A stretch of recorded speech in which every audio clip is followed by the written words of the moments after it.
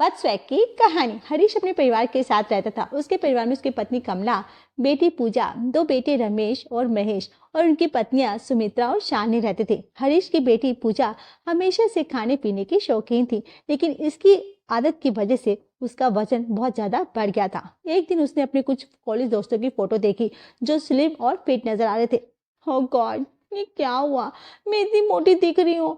अच्छा, अब समझ में आया, इसलिए मेरी फ्रेंड्स ना मुझ पर हंसती थी। पूजा को फोटो देखकर अपने ऊपर शर्म आने लगी थी और उसने तय किया था कि वह खुद को पतला करके ही रहेगी। कुछ दिन बाद उसने जिम ज्वाइन कर लिया था। पहले दिन जब वो ट्रेडमिल पर दौड़ रही थी तो उसका वजन और चर्बी देखकर ट्रेनर ने उसे डाइट सुधारने की सलाह दी। देखो पूजा, वजन कम करना पड़ेगा, सिर्फ एक्सरसाइज से मुमकिन नहीं है, तुम्हें हेल्थी डाइट भी अपनानी होगी। हेल्थी डाइट यानी मतलब ज़्यादा प्रोटीन कम, और जैसे मतलब रोटी चावल कम करो और बेसन बाजरा और चना जैसे अनाज खाओ, ठीक है। हाँ, रोटी नहीं खाओ, ये तो बड़ा मुश्किल काम है सर हमें। हाँ, मुश्किल तो होता ही है, करना तो होगा ही ना, अक्सर मुश्किल ही लगता है। ये स्टार्ट करो, फिर देखना ये तुम्हारे लिए कितना फायदेमंद होगा। अब जिम से लौटकर पूजा ने किचन में अपनी नई हेल्थी डाइट की शुरुआत कर दी। उसने प्रोटीन शेक बनाए, बेसन की रोटियां पकाने की कोशिश की, लेकिन रोटी बेलने में उसका पसीना छूट गया और पहली रोटी तो तवे पर ही चिपक गई। हे भगवान, रोटियां तो गोल ही नहीं बन रही हैं। अब समझ में आया माँ और भाभियाँ कितनी मुश्किल से रोटियां बनाती होंगी, लेकिन मैं हार मानने वाली नहीं हूँ। मुझे तो कुछ भी करके पतला होना है। बस कुछ दिनों तक हेल्थी डाइट खुद बनाने के बाद पूजा को लगने लगा कि ये काम बहुत थका और बोरिंग है। तभी उसे ख्याल आया कि घर में उसकी दो दो भाभियाँ भी तो हैं। भाभियाँ तो हर दिन रोटियां बनाती हैं ना। अगर वो लोग गेहूं की जगह बेसन और बाजरे की रोटियां बनाने लगे तो मेरा काम कितना आसान हो जाएगा। अब पूजा ने ये बात अपनी माँ कमला को इस तरह से बताई जिससे वो अपनी भाभीियों से रोटी बनवा सके। माँ, मैंने सुना है कि रोटियों की ना गेहूं की वो हमारी सेहत के लिए ठीक नहीं होती, इसलिए मेरे जिम ट्रेनर ने कहा है कि हमको ना बेसन बाजरा और चने की रोटियां खानी चाहिए। अच्छा, तो अब गेहूं खराब हो गया क्या? हम तो सालों से खाते आ रहे हैं भाई। हाँ माँ, वो पुराने जमाने की बात थी। अब ना माँ जमाना बदल गया। अब भाभी को बोलो ना कि ये रोटियां बनाए, क्योंकि ना गेहूं की रोटी खाने से ना शुगर और फैट कितना बढ़ता है, जिससे बहुत सी बीमारियां लग जाती हैं। हाँ ठीक है बेटा, तुमने ऐसा सुना है तो ठीक ही सुना होगा। अब कमला ने तुरंत सुमित्रा और शालिनी को अपने पास बुलाया और उन दोनों से कहा, देखो बहू, अब से घर में रोज बेसन बाजरा और चने में से किसी एक की सब रोटियां बनेगी और सब वही खाएंगे, क्योंकि पूजा और सबकी सेहत के लिए ये जरूरी है, ठीक है। लेकिन मम्मी जी, हमें रोटियां बनानी नहीं आती। अरे तो सीख लो, और हाँ, अगर पूजा को दिक्कत हुई तो समझ लेना तुम दोनों में से किसी की खैर नहीं। हाँ, ये लो, अब नई मुसीबत आ गई। ये पूजा भी ना रोज कुछ ना कुछ नया लेकर आ जाती है। अगले दिन सुमित्रा और शालिनी ने मिलकर बेसन की रोटियां बनाने की कोशिश की, लेकिन उनकी दिक्कत यह थी कि उन दोनों की रोटियां बनानी नहीं आती थी। जब सुमित्रा ने पहली रोटी तवे पर डाली तो वो चिपक गई, दूसरी रोटी टूट गई, तीसरी रोटी जलकर राख हो गई। अब वे परेशान होकर पसीना पोंछते हुए कहती हैं, अरे ये शालिनी रोटियां तो मुझसे बन ही नहीं रही है। गेहूं की रोटी बनाना कितना आसान था। हाँ दीदी, और मम्मी जी ने कह दिया कि अगर पूजा को दिक्कत हुई तो हमारी खैर नहीं। तो फिर क्या करें? पूजा को कह दे कि खुद आकर बना ले, खा ले। अगर हमने ऐसे बोला ना दीदी, तो समझो आज ही हमारे घर में महाभारत हो जाएगी। थोड़ी ही देर में किचन में रोटी जलने की बदबू से पूरे घर में फैल गई थी। पूजा ने जब ये देखा तो उसका गुस्सा 7वें आसमान पर था। भाभी, ये क्या कर रही हो? हाँ, ये जली हुई रोटियां कैसे खाई जाएंगी? हाँ, अरे तो तुम खुद आकर बना लो बेसन की रोटियां, कोई आसान काम नहीं है। तुम्हारे लिए हम ये सब कर रहे हैं और तुम हमें ही सुना रहे हो। हाँ, अरे चुप रहो तुम दोनों, तुम्हें जो सीखना है जल्दी सीख लो, वरना मेरी पूजा बेटी को भूखा रहना पड़ेगा। सुमित्रा और शालिनी ने एक दूसरे को देखा और सोचने लगी कि इस नई जिम्मेदारी से कैसा छुटकारा पाया जाए। वही पूजा अपने हेल्थी खाने की जिद पर अड़ी रही थी। पूजा ने जैसे ही महसूस किया कि उसका वजन कम नहीं हो रहा तो उसने अपने जिम ट्रेनर से बात करी। सर देखिए, अभी भी मेरा ना वजन 90 kg है, मैं पतली क्यों नहीं हो रही हूँ? सुनो पूजा, तुम जब तक सही से एक्सरसाइज नहीं करोगी और मेरा डाइट प्लान फॉलो नहीं करोगी ना, तब तक तुम्हारा वजन कैसे कम होगा? हाँ बताओ। सर, मैं आपकी बताई डाइट ही लेती हूँ। ठीक है, लेकिन एक हफ्ते में वजन कम नहीं होगा तो मेहनत करो और फिर जल्दी तुम्हारा असर दिखेगा, ठीक है? Okay sir. अब पूजा जिम ट्रेनर की बताई हुई बात को ध्यान में रखकर डाइट लेने लगी, लेकिन उसकी भाभीियों से बेसन बाजरे की रोटियां खराब जली हुई बन रही थी। लेकिन पूजा ने सोचा, अरे कोई बात नहीं, अगर रोटियां जली या टूटी हुई बन रही है ना, लेकिन हम कम से कम उन्हें बनाने की मेरी मेहनत तो बच गई ना। पूजा ये सोचकर खुशी खुशी उन जली भुनी रोटियों को खा जाती थी। सच में भाभियां रोटियां बनाने में बहुत मेहनत कर रही हैं। अब तो मेरा वजन जरूर कम हो जाएगा। जितनी मेहनत हम कर रहे हैं ना, अगर तुम उसे समझ पाती तो शायद रोटियां ज्यादा अच्छे से बनती और तुम्हारा वजन भी अपने आप कम हो जाता। समझ रही हो? हाँ भाभी, मैं समझ गई हूँ, लेकिन रोटियां जलने से ना कोई फर्क नहीं पड़ेगा। आपकी मेहनत से मेरा वजन जरूर कम हो जाएगा। हाँ, आप कुछ मत कहो दीदी इससे। ये ना मोटी पूजा ऐसे ही बैठी बैठी खाती ही रहेगी और हमारा काम बढ़ाती रहेगी। लेकिन रोटियों के इन झंझट के बावजूद पूजा को अपना वजन कम करना था, इसलिए वो रोज जिम जाती थी। एक दिन जिम में पूजा ने जैसे ही अपना वजन चेक किया तो वो बहुत ज्यादा परेशान हो चुकी थी। उसका वजन कम होने के बजाय बढ़ गया था। वजन देखकर पूजा ने ट्रेनर से वजन बढ़ने के बारे में पूछा तो ट्रेनर उसे डांटने लगा।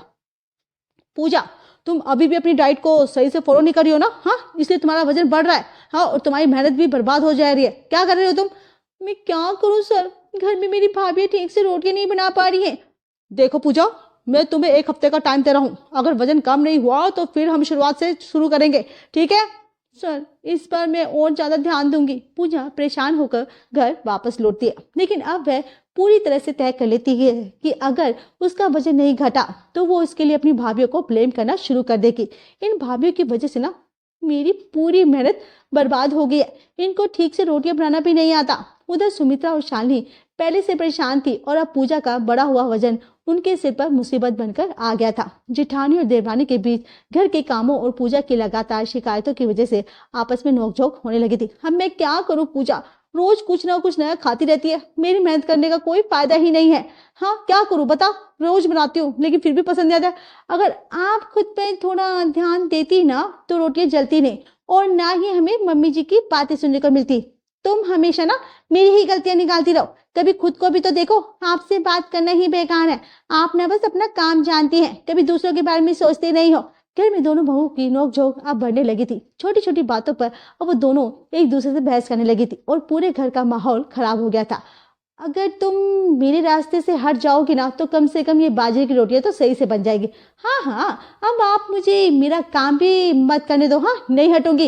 ये सब देखकर बहुत खुश हो रही थी। उसे लगा था कि भाभीियों की लड़ाई का फायदा उसे मिल रहा है। फिर एक बार पूजा के जिम ट्रेनर ने उसे हेल्थी नाश्ता करने के फायदे बताए तो पूजा ने सोचा, अगर मैं माँ के पास जाकर भाभीियों की शिकायत करूंगी तो मुझे इसका फायदा मिलेगा। वो कमला के पास गई और उसे सारी बात उसे बता दी। माँ देखो ना, दोनों भाभियां रोज नाश्ते में परांठे और चाय बना देती हैं। ये दोनों ना मेरी हेल्थ के लिए बिल्कुल भी सही नहीं है और ज्यादा तला भुना खाने में से ना मोटापा होता है और ये आप लोगों के लिए भी अच्छा अच्छा बेटा, मैं तो समझ गई ये अच्छा नहीं होता सेहत के लिए। और अच्छा हुआ तूने मुझे बता दिया। माँ, मुझे लगता है अगर दोनों भाभियां ना इन दोनों से बोल देंगे ना बचो तो हेल्थी सेहत के लिए खराब होता है, तो आपसे बोल दो उनको वही बनाएंगे, ठीक है? हाँ माँ, जाके बोल देना भाभी को कि चाय अच्छी नहीं होती सेहत के लिए और परांठे मत बनाया करे, ठीक है? ये आप लोगों की सेहत के लिए भी अच्छा नहीं है, ठीक है? बताओ, पापा के घुटनों में दर्द रहता है ना, और वैसे भी पापा और आपकी उम्र में ज्यादा तला भुना खाना अच्छा नहीं होता, इसलिए बीमारियां हो सकती है। तो कमला को बातों में उलझा कर भड़का दिया। अब गुस्से में कमला ने दोनों बहुओं को बुलाया। सुनो, तुम दोनों आज से घर में सुबह के नाश्ते में केवल दलिया ओट्स बनाना, ठीक है? और जैसे हेल्थी नाश्ते बनेंगे, वरना ज्यादा तला भुना खिलाकर। क्या मम्मी जी, सुबह के नाश्ते में तो आपने ही बताया था ना कि चाय परांठा पोहा नमकीन वैसी चीजें होगी, आप ही ने तो कहा था। बहस मत करो, मैं जो कह रही हूँ ना आज से वही बनेगा, वरना मुझसे बुरा कोई नहीं होगा, समझी? तुम दोनों। जी मम्मी जी, हम समझ गए। ठीक है मम्मी जी।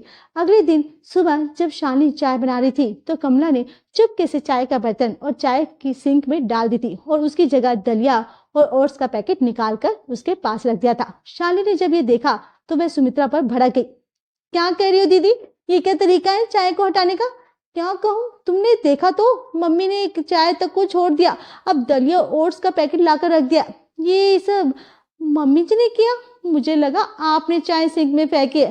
अरे मैं क्यों फेंकूंगी, उल्टा चाय की मुझे तलब लग रही है।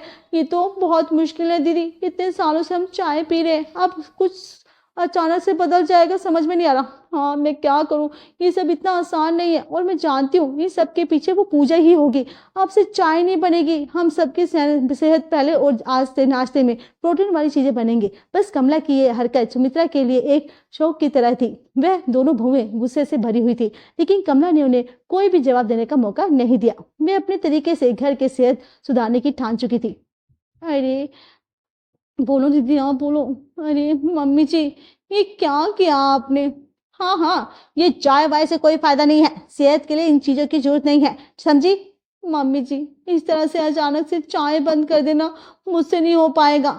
कमला ने अपनी बहुओं की परेशानी को नजरअंदाज करते हुए अपनी किचन का नया रूल लागू कर दिया था। अब वो रोज घर में हेल्थी चीजों को बढ़ावा देने के लिए पूजा के बताए नए तरीके अपनाने लगी थी। उधर पूजा के जिम ट्रेनर ने उसे नाश्ते में हेल्थी चीजें खाने की सलाह दी थी, तो पूजा ने सोच लिया था कि अब तो भाभीियों से दलिया, शेक और हेल्थी ब्रेड भी बनाना पड़ेगा। भाभी, आपको याद है ना मेरे जिम ट्रेनर ने मुझसे क्या कहा था? अब से हम हेल्थी ब्रेड, दलिया, ओट्स और शेक ही नाश्ते में लेंगे, तो आप दोनों को जरूर बनाना होगा। क्या आप इस नए काम को कैसे करेंगे? और दलिया बनाना तो तेरे लिए मुश्किल है ना, मुझे घर के और भी काम करने पड़ते हैं। हाँ पूजा, अगर तुम हमारी मदद करवाओगी तो फिर हम काम कर लेंगे। क्यों? अरे आप दोनों को क्या होगा फिर अगर मैं करवाऊंगी तो? सिर्फ दलिया बनाना इतना मुश्किल क्यों लग रहा है आपको? जब पूजा को लगने लगा कि सुमित्रा और शालिनी उसकी बात नहीं मान रहे हैं, तो वो कमला के पास जाकर कहने लगी, माँ देखो ना, भाभी हर बार कोई ना कोई बहाना बनाकर काम करने से बच जाती है। अब तो तुमको सास के तरीके अपनाने की जरूरत है माँ। हाँ, तुम उनसे कहो ना, दलिया ओट्स और शेक बनाना उनका ही काम है। ठीक है बेटा, मैं देखती हूँ। ये दोनों फिर कहेंगी, मम्मी जी ये काम नहीं हो सकता इनका। बेटा आदत हो गई है इनकी। हाँ क्यों? हाँ माँ, आपने सही कहा। अब हम दोनों ना मिलकर इन पर दबाव डालेंगे, तब इनको मजबूरी में काम करना ही पड़ेगा। कमला और पूजा ने मिलकर ये प्लान बनाया कि बहुओं पर और ज्यादा काम का दबाव डाला जाए। कमला ने दोनों बहुओं को से कहा कि घर वालों की अच्छी सेहत के लिए प्रोटीन जरूरी है और वह दोनों अब से ऐसा नाश्ता ही बनाएंगी। अब से नाश्ते में दलिया और ओट्स ही बनेगा घर में, सुबह यही बनना चाहिए। समझ रही हो कि नहीं समझ रही? हाँ, ऐसा नहीं हुआ ना तो तुम दोनों का इसका खमियाजा भुगतना पड़ेगा। समझ रही हो कि नहीं समझ रही? मम्मी जी, ये बहुत मुश्किल है, आप जानती है ना कि मैं कोई हेल्थी चीज पसंद नहीं आती। कमला ने अपनी बात पूरी तरह से साफ कर दी थी। ये सुनकर पूजा के चेहरे पर खुशी की झलक साफ दिखाई दे रही थी। अब घर में दलिया और ओट्स का ट्रेंड शुरू हो गया था। रोज सुबह सुबह दलिया और जैसी हेल्थी चीजें बनने लगी थी, जिसकी वजह से घर का काम समय से नहीं हो पाता था। और कमला उसके लिए भी दोनों बहुओं को आए दिन ताने मारती रहती थी। और ये सब देखकर पूजा रानी तो मजे ही ले रही थी। रहने दो माँ, मेरी दोनों भाभीियों को इतना मत डांटो, ये फूल जैसी हैं, कहीं तुमने इनको ज्यादा सुनाया तो ये मुरझा जाएंगी, फिर मेरी डाइट मुझे कौन बना कर देगा? हाँ बोलो ना माँ, मत डांटो माँ। सुन रही हो दोनों? हाँ, जिसके लिए रोज ये तुम ओट्स बना के दे रही हो और जो तुम ना नुकुर करती रहती हो ना, वो तुम्हारा कितनी साइड ले रही है, तुम्हारे बारे में कितना सोच रही है। क्यों नहीं मम्मी जी, पहले इंसान को जला दो, फिर उस पर नमक लगाओ। हमारी प्यारी ननद जी का बस यही तो काम है। सुमित्रा, तेरी तो बहुत जवान चलने लगी है। हाँ, तेरी ये हिम्मत कैसे होगी? तू मेरी बेटी के बारे में ऐसा बोल रही है? हाँ क्यों बोल रही? मम्मी जी, दीदी सही कह रही है। पूजा का बस एक ही काम है, आराम से बैठे रहो और हमें परेशान करते रहो। डाइट उसकी है, वजन उसे कम करना है, तो थोड़ा हमारी मदद तो कर देना। और भी ना करे तो कम से कम अपनी डाइट तो वह खुद ही बना सकती है। वाह वाह वाह वाह, दो भाभीियों के होते हुए मैं ये काम करूंगी? अच्छा लगेगा क्या? रहने दे शालिनी, इसको बोलने का कोई फायदा नहीं है। अब सुमित्रा और शालिनी दोनों पूजा और कमला से दुखी हो चुकी थी। उनके लिए ये सब आसान नहीं था, इसलिए अब दोनों ने तय किया था कि अब वे पूजा को सबक सिखाएंगे। बस बहुत हो गया, अब हम दोनों को ना पापा जी से बात करनी पड़ेगी, क्योंकि अब पूजा और मम्मी जी को ना हम लोग समझा नहीं पाएंगे। क्यों, क्या कहती हो? हाँ दीदी, अगर हम दोनों ने मिलकर कुछ करें तो पूजा को अच्छा सबक मिल जाएगा।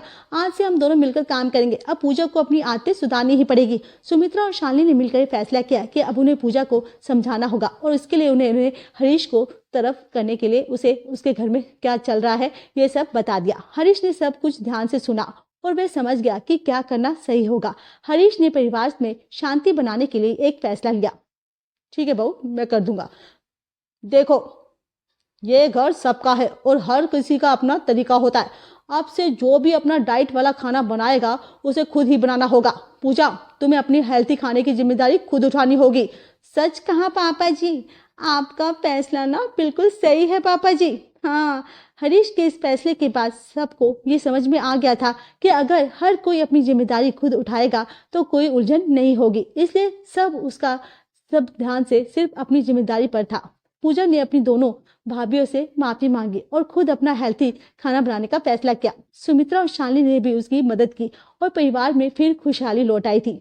मैं जानती हूँ कि मैंने गलत किया। मुझे लगा था कि आप दोनों, लेकिन अब खड़े मुर्दे उखाड़ने से कोई बात नहीं होगी। चलो, अब तुम ये बात समझ रही हो ना, तो सब ठीक हो जाएगा। ठीक है, हम सब एक ही परिवार हैं। सब लोग अपना काम सही तरीके से करें तो घर में खुशहाली होती है।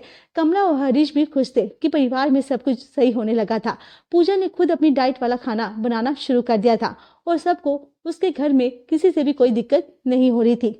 देखो बेटा, अब तुम अपने हेल्थी खाने को खुद संभाल रही हो तो मैं भी खुश हूँ। परिवार का ख्याल रखने के लिए जरूरी है कि घर में जो सभी जिम्मेदारी सही से निभा पाए। हाँ, तो हर कोई खुश रहता है। अब परिवार में सबका ध्यान एक दूसरे की खुशियों पर था। पूजा ने अपनी जिम्मेदारी निभानी शुरू कर दी थी और घर में शांति वापस लौट आई थी। हर कोई अपनी जगह पर खुश था। अगर हमारी वीडियो आपको पसंद आए तो हमारे चैनल बज स्वैग को सब्सक्राइब करें, लाइक, शेयर और कमेंट्स करना ना भूलें। Thanks for watching.